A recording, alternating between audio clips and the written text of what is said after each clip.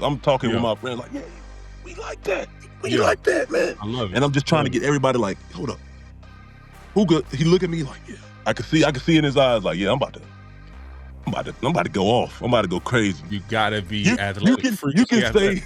You can say I'm the best to ever do it, and I'm faster, I'm stronger than these guys. They're fatter. Hey, you going backwards, blocking, you going forward, doing your best moves and stuff like that. That's a mic drop, bro. That's perfect. Thing that confirmed it for me when he laid on the ground and was looking at it like, and it just got up. I'm like, he didn't. That was gangster for real, bro. My stomach dropped so hard. I'm like, oh yeah, sack.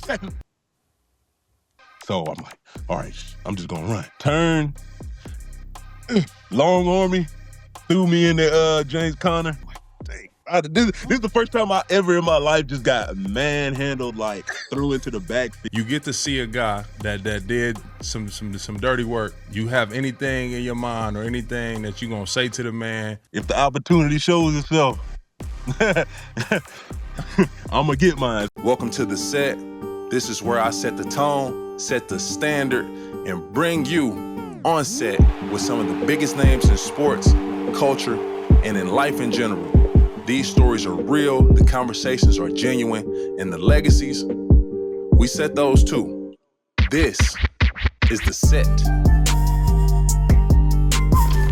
What's up, everybody? Welcome to the set. I am your host, T. Stead. Very excited about this one. We are in the final four of the NFL playoffs. We got Championship Sunday coming up, and I am joined by the standout, stellar right guard for the LA Rams, Kevin Dotson. K-Dot, what's up, my brother? How you doing? Man, I'm feeling great, feeling good. I'm just glad to be here, man. Where are you right now? What you got going on? I'm in the offensive line room right now, just looking at some stuff and just trying to get ready, man. Yeah. You, I can only imagine how excited you are for this matchup, round 3 with the Seattle Seahawks. Before we get into that, let's take it back. I want to give the fans a chance to know K-Dot a little more, get some more insight. You were born in West Point, Mississippi, were raised in Baton Rouge, Louisiana. You have a twin brother named Kenny. Yep. What's Kenny up to? He's a chemical engineer and safety manager in Louisiana. So he making bread. He good. We started a tow company and stuff out there too. That's fire. Everything been good, man. It's been great since I've been in the league, man. Man, that's fire, bro. Shout out to Kenny, man. Yes, sir. That's hard for sure. How do you pronounce your high school? The name of the high school? Plaquemine. It says Plaquemine. Yep. Yeah, I would have. Yeah, that would. It's always me. I would have butchered that. Were you guys any good growing up? Man, we were good. We always end up getting to like the New Orleans teams.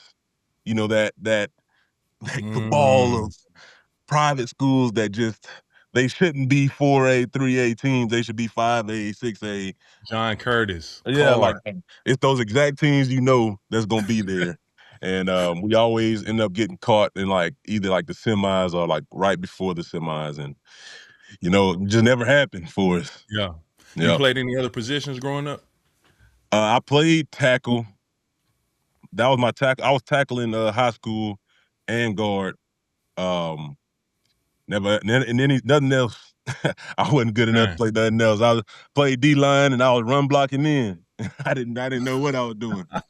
Have you ever scored a touchdown? Never. I ain't never touched a ball if it wasn't falling on the ground. Man. It's tough, man. I can't be like you, man. It's tough. No, I ain't get a touchdown either, bro. Hey. I didn't. Whole career. And I'm done. You still got time. Hey, I'm hoping for one of them things to fall one time and give me a good 15-yard run, man. I'm sure Sean McVay can come up with something. He's an incredible coach, man. Very innovative. I'm sure he can come up with something. Best coach I ever had in my life, man. It's crazy. Oh, we're going to talk about him. We're going to talk about him for sure. Growing up in Baton Rouge, were you a Saints fan? Never. What? It's crazy. Oh, that hurt. Hey, that hurt. No, I'm sorry. My dad was born in Milwaukee and stuff, and he had uncles that were Steelers fans. And I used to wonder, why are we Steelers fans? I don't even know why we Steelers fans up to the point I'm like, Oh, really, my dad been my influence my whole time, my whole life. So I've been a Steelers fan my whole life, and then just to I get didn't know drafted there that, is bro. crazy. I did not know you were a Steelers fan. And then out of all 32 teams, you get drafted to the Steelers. I'm telling you, man, this shit been a Fourth dream. round. What? Yeah. Yo, what was your dad reaction when your name was called going to the Steelers? Hey, that's the first time I really seen him tear up. Like, you ain't for real, man. You ain't serious. You gotta be playing with me. And I showed him the area code and everything, and then I told him I just talked to Tomlin, and he could hear it through my phone when I was talking with him, and he was like, "That's Tomlin. I can hear it." And he was elated, man. It was crazy. That's amazing, bro. That's storybook, really. Yeah. I'm gonna ask you more about the Steelers first, but let's go back to not only high school but to college. So you went to University of Louisiana Lafayette, Mm-hmm. small school. You're All-American, two-time All-Sun Belt, 2018, 2019. You had a teammate that I'm really close with, Robert Hunt. Yeah. Just to think about, K-Dot, you and Robert Hunt on the same line I'm at telling that you, small school. What were y'all doing to people, bro? the B block, man. When I tell you, I'll put our B block on anybody ever in time. I don't care who you call out. If you put us in that Hey, B block, I agree. I'm telling you, every time we went against like an SEC team and stuff like that, we're like, hey, we don't know what's gonna happen. We don't know what's gonna happen, but I know this B block is gonna get off. Bro, I could not imagine you No. two massive road grading humans on the same small school college line, bro. Man, What? but you got to think about this too. We had a tackle, Max. He plays for the Jets. Osiris Torrance, left guard. Me, right guard. Him, right tackle. All on at the same time, all on the All same at the line. same time, man. That can never happen now. That'll never happen again. That line is worth $6 million now. The dude would have been No, crazy. seriously, that is insane. How good were y'all in college? What was the college career like? Man, they were good before I got there. They had made it a bunch of times to the New Orleans Bowl. You really can't go higher than the New Orleans Bowl for the Sun Belt. And they had went 4 years in a row. When I got there, we went, then we lost, then we didn't go to the next one, and then we won. Ended up going to bowl games the next like 2-3 years. Okay. So we were good, but even then, like the fan support just wasn't there, bro. Just wasn't there. Like years where we went like almost undefeated, and it was like they were telling the team, they was like, "Hey, we just made concession stand. We made the beer $1." Nobody showing up. Still, Oh man, Crazy, you come over there with $20, you done, went you crazy. just bought out the concession stand. I'm telling you, man. But hey, we did what we had to do. It was just us. We working. For sure. How did you get down to ULL? What was your recruitment like coming out of high school? Man, I already had ties. My dad actually played linebacker there. So Okay. it was kind of, say it wasn't really like a legacy thing, but I was like, you know what? For the person that I am, and I feel like I do a lot of self-reflection, I'm not good in those big type of rooms. I just can't pay attention in an auditorium type teaching space.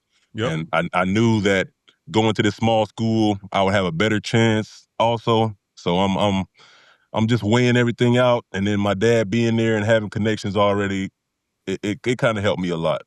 I got you. That makes sense. All right, let's go ahead to the pros now. You was drafted 4th round to the Pittsburgh Steelers, 135th pick overall, instantly thrown into the fire. Instantly. What was you talked about your dad's reaction to being drafted to the Steelers and your whole family being Steelers fans. What was your reaction? You get that call, you hear your name called. What was that for you? How was that for you? Man, I was just trying to make the days of the draft not be anxious, man. In my mind, I'm like, I'm a first, second round guy. But I know if I watch the first day, I'm gonna be pissed. I know I'm gonna be pissed. So I'm like, this dude got drafted. Let me stop. I'm trying to take somebody else. Like, this is blessing. Yeah. I'm gonna get mine. I know I'm gonna get mine. I said, even if I don't get drafted, if they put me on the team, I'm taking somebody's spot. That's just how it is. I've never not took somebody's spot. Like high school, I didn't start. Somebody go down, never got their spot back. College, soon as the super seniors left, I got my spot. They try to put somebody in front of me. He get one game or one half of a game. Guess what? Hey, Doc, let's see what he could do. Never got his spot back. For sure. Pittsburgh, soon as the spot open up, I'm taking it. Rams, hey, he down for the week. We need you. Hold up. And let's see what he do next week. Wait, let's see what he do next week. Yeah, we gonna keep him in there. For sure. And that's just how it always went. So I like, if I would have never got drafted, they're like, oh, you gonna be practice squad. They'd have been talking about it. Somebody's spot got to get took. I love it. I love the mindset. Do you still have that? You still have that chip? You still got that motivation, that hunger to prove yourself every day? I feel like I have to. I feel like it's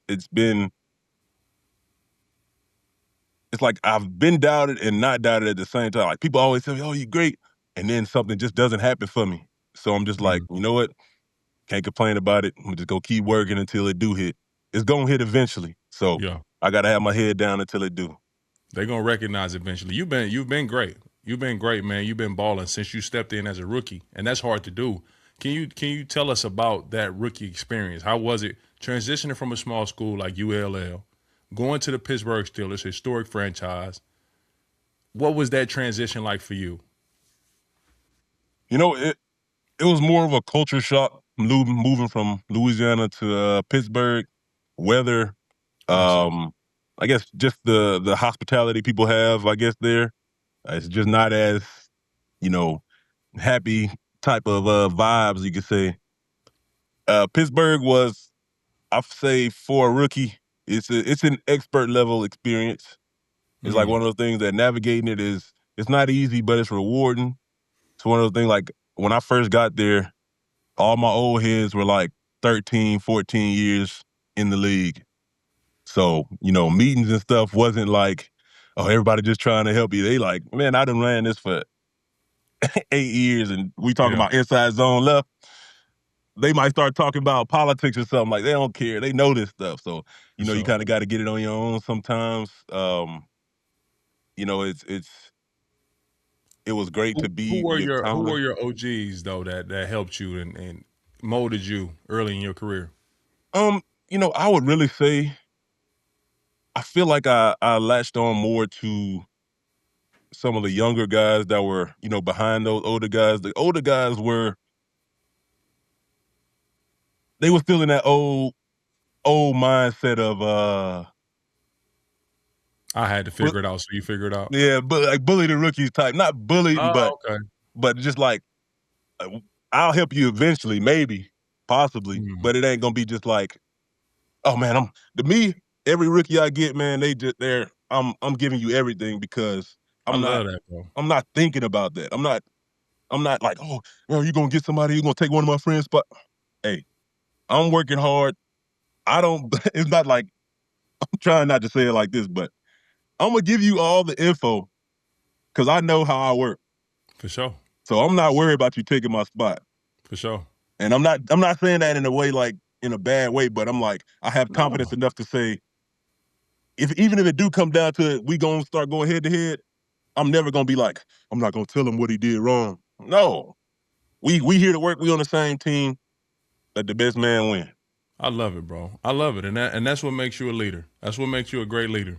You're willing to give all the tools, all the necessary information, knowledge, technique for the betterment of the team. You want to see people succeed.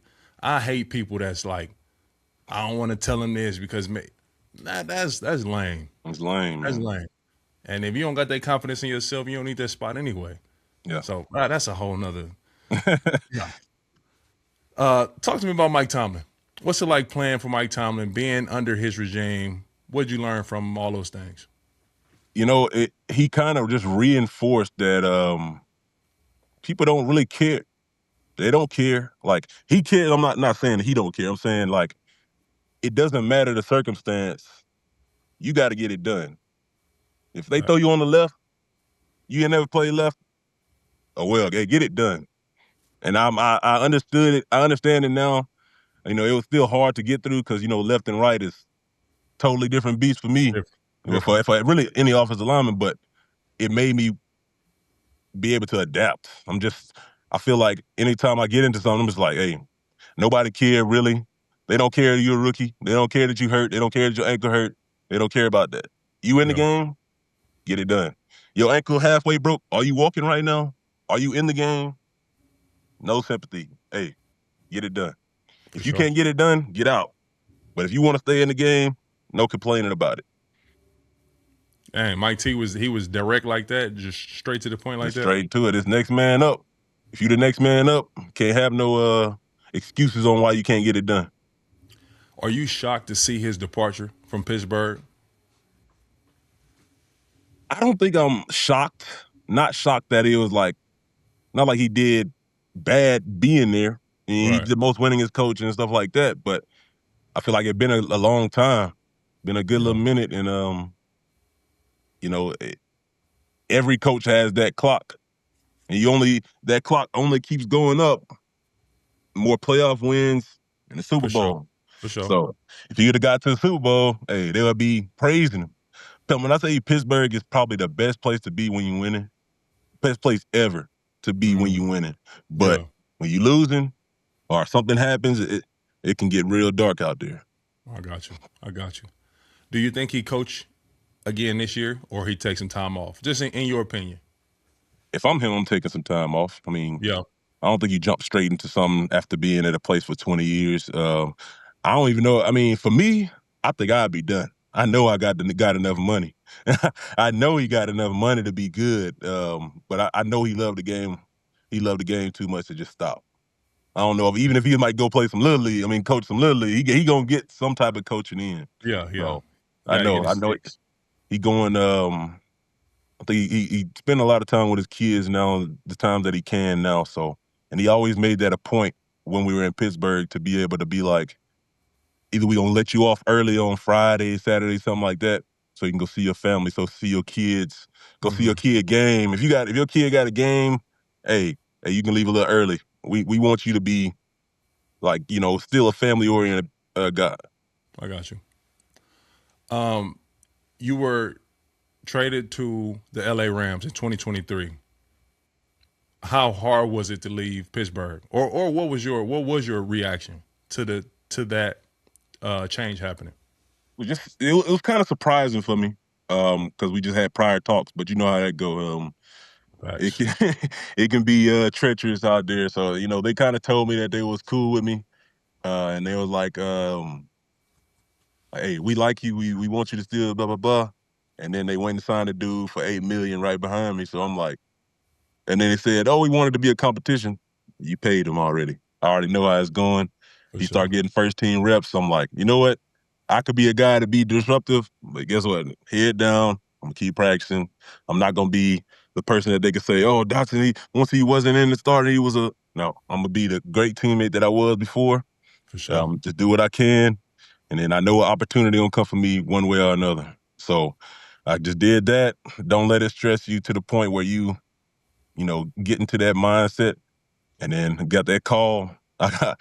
We had just finished camp, and we went to the casino, all this O-line, and got the call, hey, the Rams. I said, Rams? You were at the casino? I was at the casino. Wow. Got the call, and I'm like, hey, I'm already thinking in my mind, I'm like, you know what?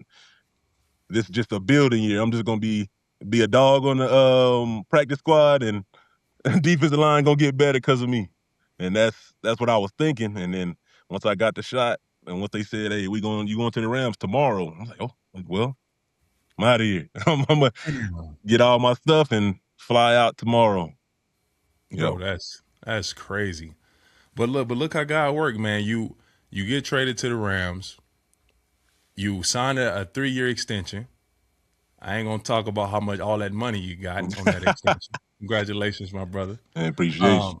But you've been out there balling. Now you in the Final Four. You're in the NFC Championship game. 2 wins away from winning the Super Bowl, hosting the Vince Lombardi Trophy.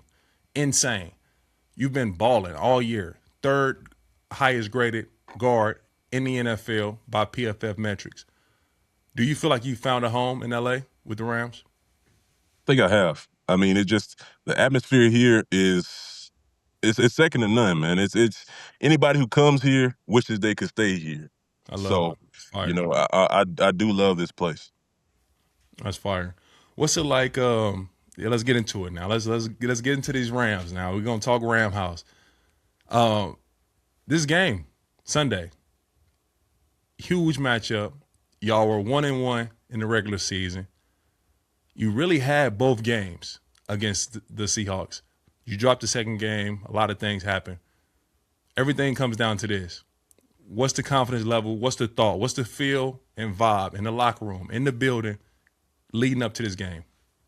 It's like every person you walk past is like you can feel the energy radiating up of everybody, man. Ooh. It's like, man, we in this, man. We know like the Super Bowl is the thing that we trying to get to, but this game this week is like something we really, really want, man. It's a Super Bowl. It's a Super Bowl before this. It's pre-Super Bowl game, man. It's man, we're chomping at the bit, as them old coaches used to. We chomping at the bit right now, man. We just want to get on the field and just show what we got, man. It just show that we are the better team. I think this is what both teams are feeling like. This is like they think they should have won the first game. We think we should have won the second game. Right. This is the time. This is the tiebreaker for everybody. So, hey, you look at you walk into the huddle. You see Matt Stafford, Puka Nacua, Devontae Adams, Kyron Williams. You see all these weapons. What goes through your mind? What's your thought process? Man, as soon as we get in the huddle, the seriousness of Matt Stafford's eyes when he get in there is it locks everybody in, man. I'm trying to be, when I go out there, when I'm in the huddle, I try to be that presence, that energy that gets everybody like, you know what? Hey, I'm about to be what he on. I'm about to be on this high energy, just talking to everybody. I don't really talk trash to people I'm going against. I'm talking with my friends like, yeah, we like that. We like that, man. I love it. And I'm just trying to get everybody like, hold up.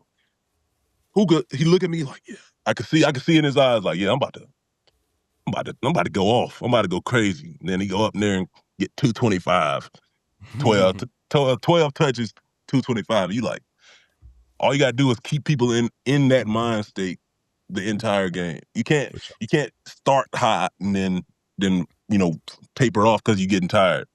I'm talking about fourth quarter. I don't care if we're down 2. I'm still doing the same thing because I feel like at any point in the game we could take it back. Even if we could be down 28. We gonna be straight with it the whole time. You look across and you see that Seattle Seahawks defense, who has been incredible. They've been dominant to a lot of teams this year. You see the names across, you see those numbers, and you see those guys and their personnel. What goes through your mind? I'm a dog. He a dog next to me. He a dog next to me. I'm not scared. I'm not scared. You got me hyped, bro. Legit, anybody we going against, they could be a big name. Find a way. And we find a way. That's fire. That's fire. You get to see a guy that did some dirty work out there, Derek Hall. You have anything in your mind or anything that you're gonna say to the man or your approach leading up to this game Sunday? Nah, man, I just get it when I can. I'm not gonna make it to the point where I'm messing stuff up trying to get my get back. But if the opportunity shows itself, I'm gonna get mine. So it's not like I'm not thinking about it, but I'm not gonna mess myself up trying to think about it. Yeah. Between the whistle, I'm sure you're gonna put a little extra. I've never done anything dirty, so I'm like, the fact that he did, that's the only thing that made me mad. If he would have accidentally stepped on it, I would be like, I gave him the benefit of the doubt before he even did it. I'm like, oh, he probably just accidentally stepped on it. Then I see the replay and my teammates telling me, yeah, he stomped you, and he said B-word. I'm like, I said, if I'd have heard that, man. if I'd have heard all that, I would have stood up, hurt ankle and all. Hold on, wait. I would never let that. Would never let it happen. So I'm like, I just try to play between the whistles, and that's all I can do. For sure. That's crazy, man. I hate stuff like that, bro. It's crazy. Ain't no place in the game for it. No. That's not the sport we play. Between the whistles, let's get active. Let's get busy. But anything dirty and malicious, that is no place. Eliminate it completely. Completely. Who's somebody on the offense that don't get as much attention as the Puka, Devontae, but they are a constant, consistent impact, positive impact on the team? I would say my dog Jay Witt, 88, for our team. He's kind of a quiet, get his yards type guy, but at the same time, he blocking. He's moving around. Like he kind of on the same wave of Puka, moving around, and no matter where you put him, he can make it happen. You know, they might put him next to the line, and he might have to block down on something, and he gonna get it done. He gonna have to get up to the safety. He can get it done. He need to do a route, get it done. End the round, he can get it done. So they count on him for a lot of stuff. That's fire. Shout out Jay Witt. Mm-hmm. Shout out Jay Witt. You guys have a stellar young D-line. Yeah. Them boys, dogs across the board. I played against them personally last year. It was tough. It was a tough game. It was fun, and we won, but it was tough. Talk to me about that unit across the board. Talk to me about those guys, how they work, how they practice, how you guys make each other better. Bro, they meld so well, and they actually mess with each other. So it's like everybody is. It almost feels like a college. That's how the defensive line feels. It feels like how college was, like everybody hanging out outside of football and everything like that. That's how it is with them, and I think that has made them more and more cohesive. We got Verse. You already know he's strong as hell, doing his stuff, doing his thing. BY getting better every year. He's been on the climb every year. Kobe Turner he's the leader. I mean, when he first got here, I didn't know what type of guy he was, just because I feel like I just never had heard of him up to that point. And then when he first got here, I'm like, I don't know how he was gonna be. But when I say he's become that leader on the line that people look to get it done, and communicate things and get things done, and the addition we got with Poona Ford, I don't think people. He's another guy. People not giving him that recognition enough. When I say this guy is probably one of the hardest guys to block, for me, a smaller, big guy with a first quick step, that's my. I do not like that type of archetype, and he's strong as hell. So it's leverage, speed. He used to play like running back in high school or something like that. He got good feet, good motor. Telling you, man, the D-line is crazy. Linebackers crazy. I'm telling you, DB's crazy. Everybody getting everything done. And when they play a perfect game or when they play a great game, even a good game, you just looking out there like, man, I know something about to happen.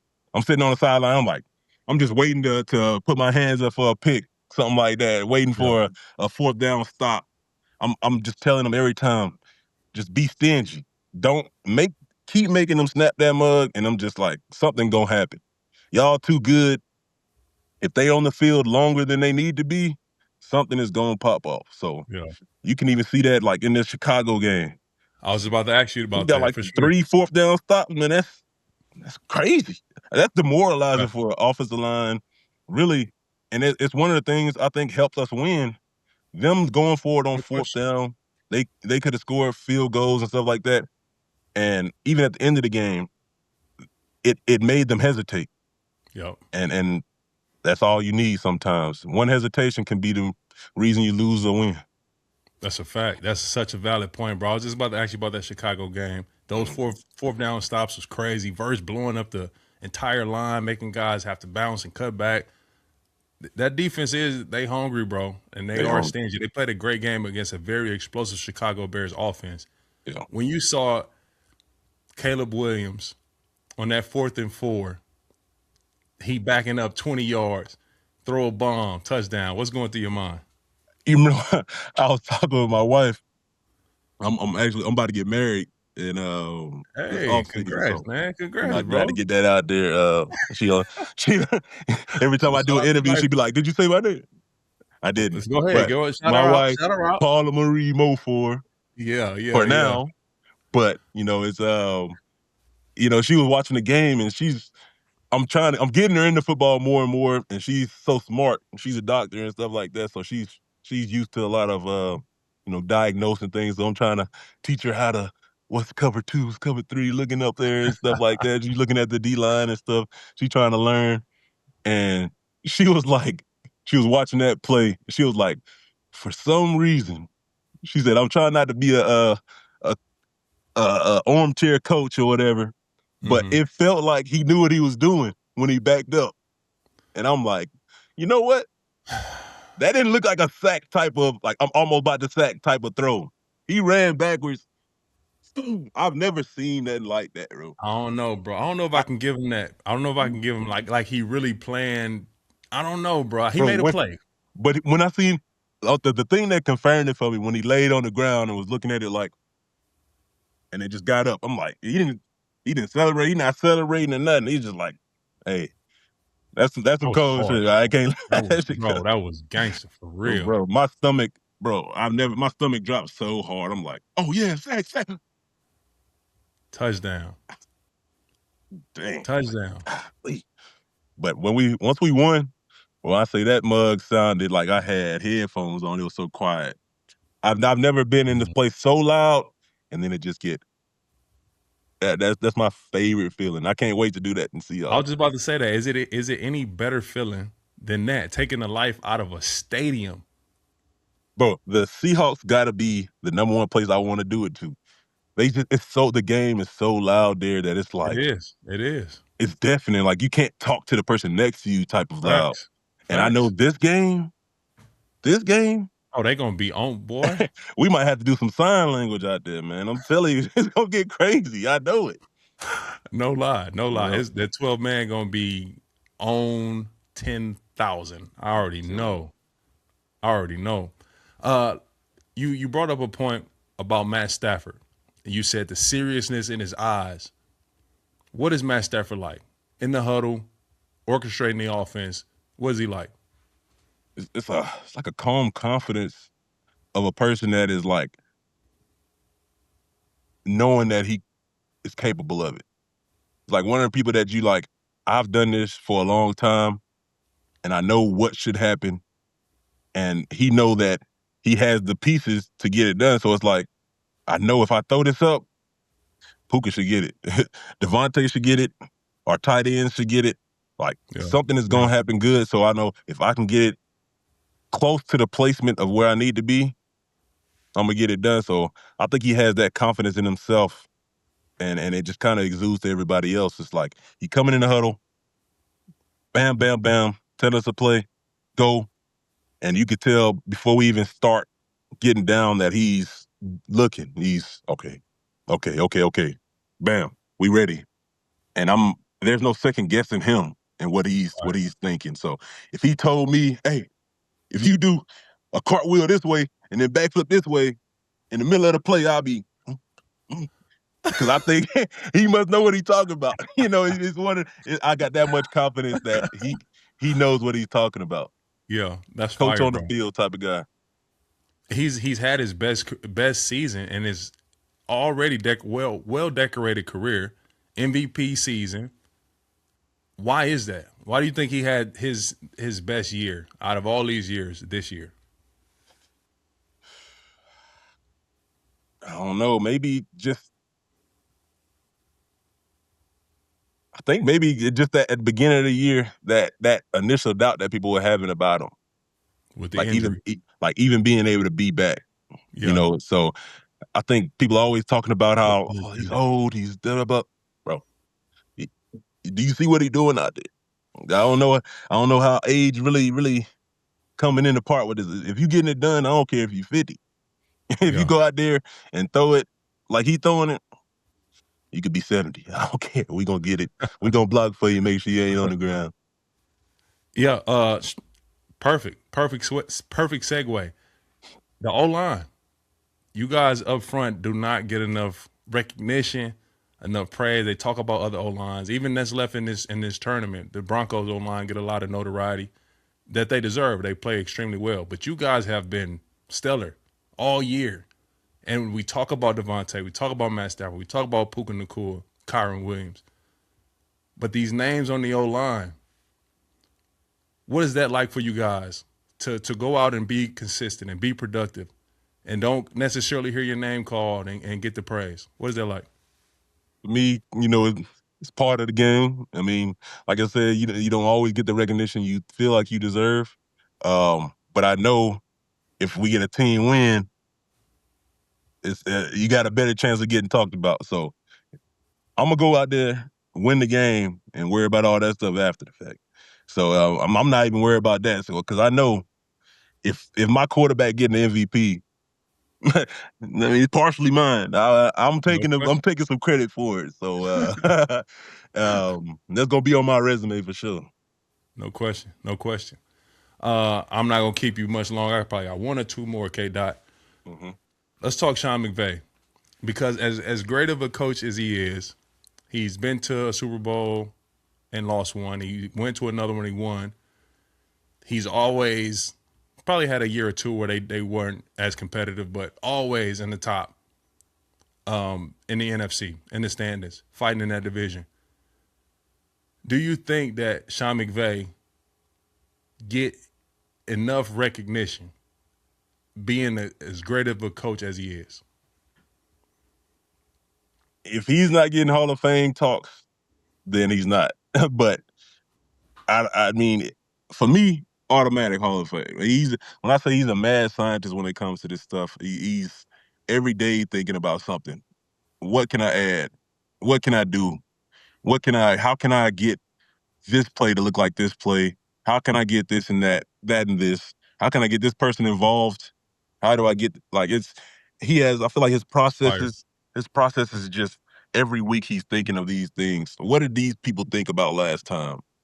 What has this person done in the last 15 years? And he'll just randomly like, one time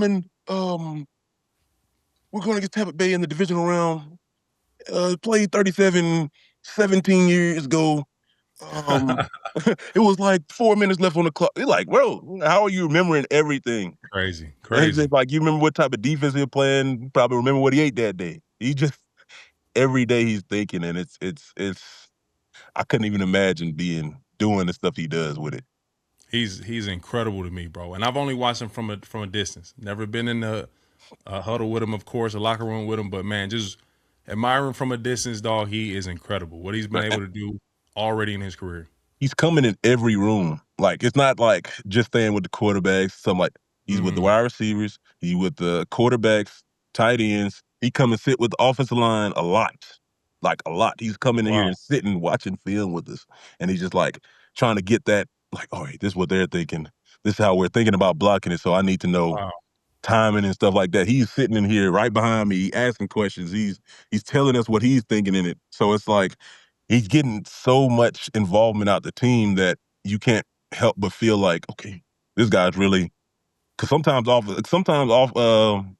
coaches just don't think about that, like how For they can sure. get For sure. offensive linemen to think about this and timing Yeah. and where's the running back aiming point and all this thing like that is it. It just makes everybody have confidence more. That's fire, bro. That's fire. You've been with two elite coaches, Mike Yeah. Tomlin, Sean McVay. Are there similarities there, or you think they're completely different? I say there's in motivation, things like that. I think they're kind of polar opposites, but at the same time getting the same desired effect. So Tomlin is more of that old school, hey, he not yelling at you, but it's like he gonna call you out. And it's gonna be like, hey, Do we teach this, that? Hey, this is JV. This is JV. And that was like his main thing. And it was like, this is JV. Or they have like a donkey of the week type of thing. Man. And it pushes you to that, like, you know what? Hold up, man. I'm about to get this thing done. And Yeah. McVay is in that same realm, but in the opposite is like, hey, I'm gonna show you these plays. Hey, you've been doing this, man. You've been messing up B blocks, but hey, look at this last year.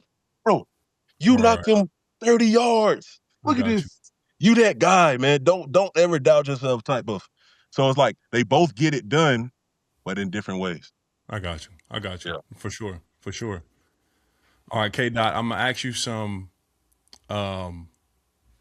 more quick hitters, a little more fun to it, and then I'm going to let you go. I know you busy, man, preparing for the NFC Championship. Again, I appreciate you for joining the set. All my viewers, we definitely appreciate you. Why number 69? I just put it on Twitter, man. I couldn't get 75, which was my number in college, because Mean Joe Green.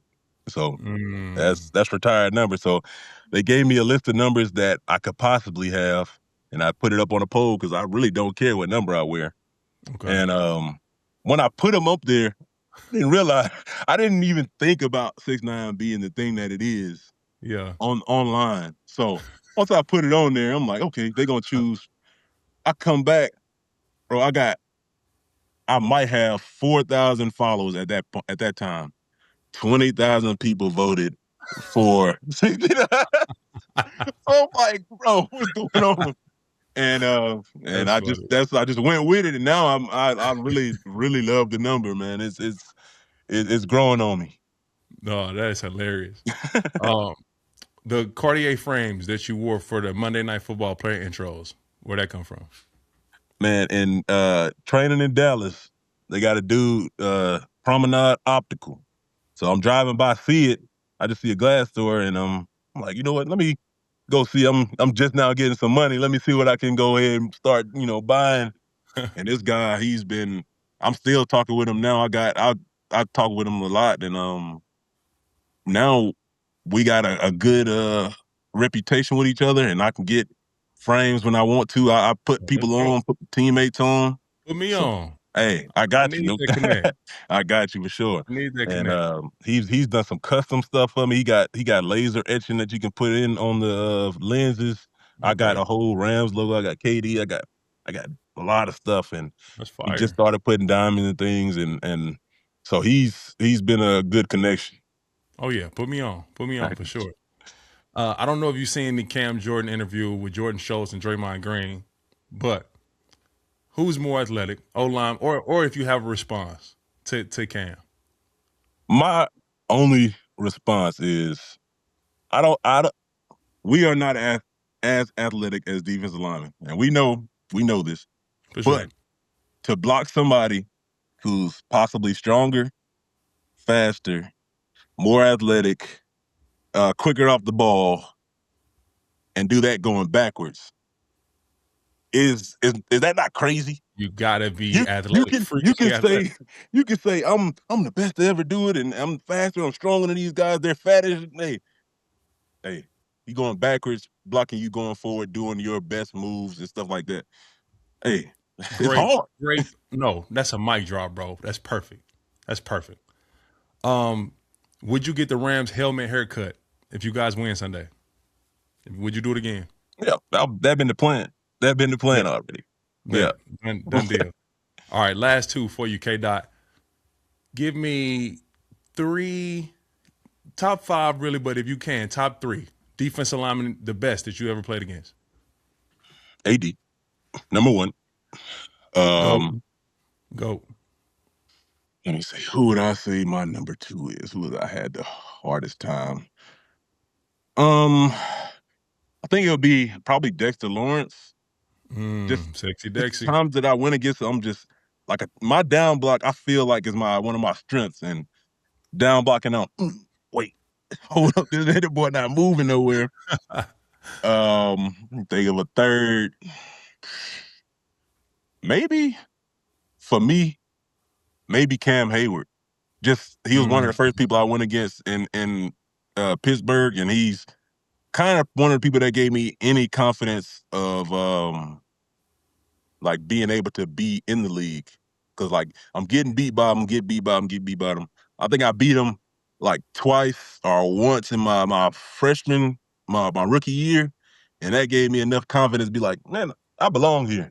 If I could beat him at least 1 or 2 times, hey, I'm all you correct. need. That's For all sure. I need. Cam Hayward, a future Hall of Famer, dog, one of the best. For sure. All right, lastly, K-Dot, talk to me. Tell me a story of a moment in the league where you was like, all right, this is different. The NFL is different. I'm not in college no more. You're welcome to the NFL moment. Positive or negative? You can give me both if you got it. My positives, man, came in the league. So I'm in the sideline. Haven't been playing because, rookie. I got DeCastro in front of me, so I'm like, I'm just getting my information from him. He good. He was probably one of my favorite vets, actually, because he just wasn't a guy that was like just talking a lot, really. He just like a real quiet guy. And he went out there for like one drive. I haven't even been practicing with the ones. He went out there for like one drive and hurt his ankle. He had like a lot of bone spurs in his feet. Mm-hmm. And so I had to go out there. We playing the Eagles, Fletcher Cox. First game I ever played, first person I ever went against, first contact. And the amount of adrenaline I had must have had me on something because I was balling that game. Okay. And like I had got a pancake on him, and I'll live with that for the rest of my life. I can't lie. I think he stepped on somebody's foot, but hey, we take those. Facts. And I had a great game that game, and then I started playing, and that's when they had me on the right. And then one game, our left guard got hurt, but we had a backup right guard. So they put him at right guard, put me at left guard. Never played left guard. I'm going against Buffalo. I think it's Phillips. Jordan Phillips. Phillips. So on the left side, and we doing an outside zone left. I don't even know how to generate power going left for real in a left-handed stance. So I'm like, all right, I'm just gonna run. Turn, long army, threw me in the James Conner. I'm like, dang. This is the first time I ever in my life just got manhandled, like threw into the backfield. I'm like, all right. I'm gonna really have to start practicing this left, man. This is so now, even now, I done signed a contract and all that. I still practice left because I'm just like, if they throw me in that spot, I can't get abused like that, man. That's hilarious, bro. Shout out Jordan Phillips. Yeah. It ain't happened to all of us, bro. It's happened to all of us, for sure. It's part of it. Yeah. I appreciate you for sharing. All right, K-Dot, I'm letting you get out of here. Last words. Talk to the Rams house. Talk to the Rams fan base in anticipation to this game Sunday. What you got to say to them? Hey, all I'm telling everybody need to watch this game. Everybody need to be just glued to the TV. Have your Rams hats on, whatever you need to do, man. Just be in full support, man. Head down. We gonna get it done. Just, hey, believe. That's all I got, man. I love it. I appreciate you, my brother. Yes, Go out sir. and get it done, man. Rooting for you, bro. Man, appreciate you. Yes, sir. Fire conversation with my dog, Kevin Dotson, leading up to Championship Sunday. Rams Seahawks, round 3, heavyweight bout. Let's get it. Let's get active. K-Dot, his energy, man, for real. He got me excited. I really cannot wait for this game. Both matchups, Broncos, Patriots, Seahawks, Rams. Like I think it's going to be a great weekend. A great weekend. Legit cannot wait. I appreciate you all for tuning in to another episode of The Set. We are stacking. We are climbing, growing, all those good things is because of you. Continue to join in, share, like, comment, subscribe, please. Thank you all so much. It's T Stead. I'm out.